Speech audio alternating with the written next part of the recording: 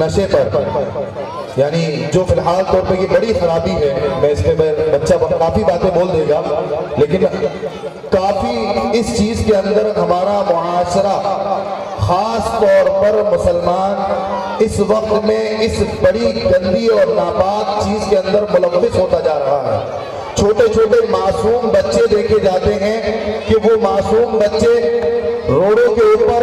بالکل جس کی عمر 10 سال ہے 9 سال ہے، ابھی اس نے زندگی کے کوئی حالات نہیں دیکھے، اس کے ہاتھ میں ایک رومال ہے اور اس رومال کے اندر اس نے کیا ڈال رکھا ہے پتہ نہیں، اور وہ اس کو سونگتا پھرتا رہتا ہے، نہ اس کا کوئی ٹھکانہ ہوتا ہے، نہ کوئی اس کی جگہ کو کوئی پتہ ہوتا ہے۔